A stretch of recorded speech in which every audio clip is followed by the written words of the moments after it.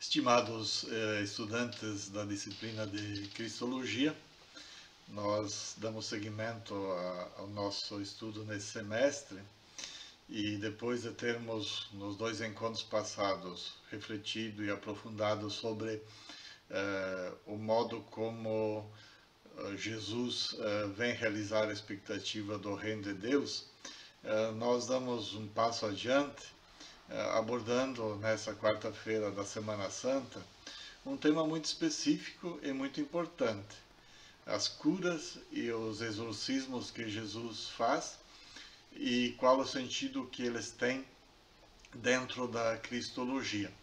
É um tema muito importante porque para muita gente hoje Jesus é compreendido como aquele que cura.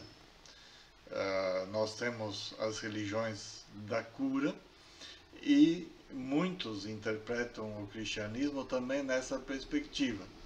E ela não é algo absurdo, pelo contrário, ela está no centro da mensagem e na prática de Jesus. Porque na tradição judaica do Antigo Testamento, cura e salvação têm o mesmo significado. Ser curado é ser salvo. Porque a doença era entendida como um afastamento do projeto de Deus. Estar doente significava ter cometido algum pecado. Então, quando alguém estava curado, era considerado como salvo, e quem estava doente como condenado ou não preparado ou não habilitado para entrar no reino de Deus.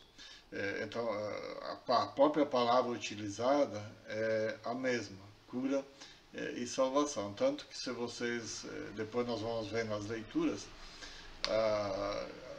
quando Jesus cura alguém, ele muitas vezes termina a ação dele dizendo: tua fé te curou, ou então tua fé te salvou. Curar uma pessoa de uma doença física era ao mesmo tempo curar uma pessoa de uma doença espiritual. Não se fazia diferença entre as duas coisas. Porque no Antigo Testamento, assim como na grande maioria das culturas antigas e também nas culturas modernas, o ser humano não pode ser dividido entre corpo e espírito. Esse dualismo entre corpo e espírito é algo típico da cultura grega. No judaísmo e em outras culturas não existe. O ser humano é um todo que nós, tentando desconstruir ou superar a cultura grega, dizemos que é um todo de corpo e alma. Mas no Antigo Testamento e no tempo de Jesus, e para muita gente hoje, não há essa separação. O ser humano é um todo com as suas várias dimensões corporais, psíquicas, sociais e espirituais. Até na teologia latino-americana, o Gustavo Gutierrez, que é um dos pais da teologia da libertação, ele sempre fala em libertação integral. O que é a libertação integral? É quando o ser humano é curado no seu todo. E hoje, se nós prestamos atenção à medicina, também estamos caminhando, mesmo que lentamente, para um processo de superação desse dualismo. Hoje, muitos médicos concordam em afirmar que o bem-estar psíquico e espiritual ele é determinante para o bem-estar físico. Até a definição de saúde da Organização Mundial da Saúde diz que ser saudável é estar bem corporal, psíquica, social e não só no corpo. Infelizmente, hoje ainda muitos médicos e muitas pessoas trabalham assim com mecanicismo. Vai para o médico pergunta qual é a parte do corpo que está doente, ele trata aquela parte do corpo e não se preocupa com o todo da pessoa. Então, trabalhar essa questão das curas é muito importante, exatamente para resgatar aquilo que é o fundamental nas curas, sinais ou exorcismos que Jesus fazia, que sempre eram enmarcados, ou seja, colocados dentro do marco da expectativa do reino de Deus. Várias vezes aparece Jesus dizendo: se eu faço isso, é porque o reino de Deus já está no meio de vocês, ou se eu faço isso, é porque o reino de Deus está próximo. Então, duas coisas, né, para fechar esse primeiro bloco introdutório. Primeiro, a gente tem que superar aquela compreensão de Jesus como um milagreiro. Ou seja, os milagres, aliás, a palavra milagre nunca é usada nos evangelhos e nem no Novo Testamento.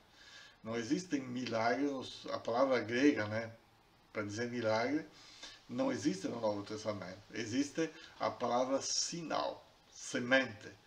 O que Jesus faz não são um ato taumatúrgico. Essa é a palavra grega taumatzen. Ela nunca é usada para descrever aquilo que Jesus faz. Sempre a palavra usada para descrever o que Jesus faz é semeion, sinal. Sinal do quê? Sinal do reino de Deus. É nessa perspectiva que são descritos nos evangelhos as curas e os exorcismos que Jesus faz. Primeiro ponto. Segundo ponto, nós temos que nos colocar no tempo de Jesus. Lembrem-se o que dizíamos na nossa última aula presencial, quando falávamos do Jesus histórico. Para compreender o que Jesus fez, nós temos que remontar ao tempo de Jesus. E aí nos damos conta que Jesus não era o único que curava doentes. Havia outras pessoas que no tempo de Jesus curavam. E os fariseus, curandeiros populares e os próprios discípulos, João Batista e os discípulos de João Batista. Assim como hoje, né? Todos vocês conhecem por ali pessoas que afirmam e que os outros creem que têm poder de cura. E funciona, né? Por quê? Aí podemos encontrar uma série de fatores que explicam como as pessoas se sentem e são de fato curadas pela ação de outras pessoas às quais se atribuem esse poder. A pergunta que a gente deve se fazer: o que há de diferente na ação de Jesus em relação às outras pessoas que naquele tempo curavam? E ali os evangelhos nos dão um quadro que se repete praticamente em todas as curas que Jesus faz.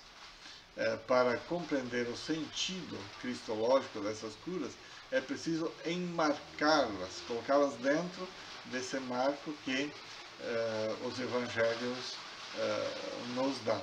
Então, esse é o nosso desafio para a nossa aula de hoje. Eu disponibilizei aí uns quantos textos para vocês. Não há necessidade de ler todos os textos. Eu reconheço que são vários, né? E todos eles têm elementos suficientes para o nosso objetivo. Eu diria assim, essa minha introdução vai ser breve, só para provocar, para despertar o interesse de vocês. E depois, cada um de vocês escolha cada um de vocês escolha dois, vou fazer assim, né? Eu sugeriria para todos lerem em primeiro lugar o pequeno texto, são só 6 páginas, se não me equivoco, do Ron Sobrino. Você vai encontrar ali, Sobrino, pequeno texto dele, que eu considero aquele que dá uma visão mais de conjunto dessa problemática. E depois de terem lido o texto do Sobrino, aí vocês podem escolher qualquer um outro, seja aqueles em português, seja aquele em espanhol. Se alguém está mais interessado nos exorcismos, pega o texto do Uwe Wegner, ou então quem quer mais olhar de conjunto do Evangelho de Marcos ou dos Sinóticos, pega um dos textos em espanhol. E leiam os textos, melhor dizendo, e depois eu deixei para vocês um exercício bem prático para nós nos darmos conta do marco, do quadro, dentro do qual os evangelhos interpretam os sinais que Jesus faz, as curas e os exorcismos. Aí eu coloquei uma pequena tabela, um quadro, e vocês escolhem 2 sinais. Eu sugeri ali do Evangelho de Marcos, mas se alguém quiser pegar do Evangelho de Mateus ou de Lucas, sem problema, né? E tentam olhar bem no detalhe, né? Porque no detalhe é que está o sentido do sinal que Jesus faz. E aí vejam o quadro e tentem interpretar na última questão. Como nesse quadro, nesse sinal que Jesus faz, se manifesta a presença do Reino de Deus no meio das pessoas. Então, essa é a nossa atividade para essa quarta-feira de Semana Santa. Eu acho que com isso nós vamos ocupar bem a manhã inteira. Essa pequena introdução que eu estou fazendo aqui de apenas alguns minutos, não vou me demorar porque vocês têm os textos para ler e depois a atividade final para realizar.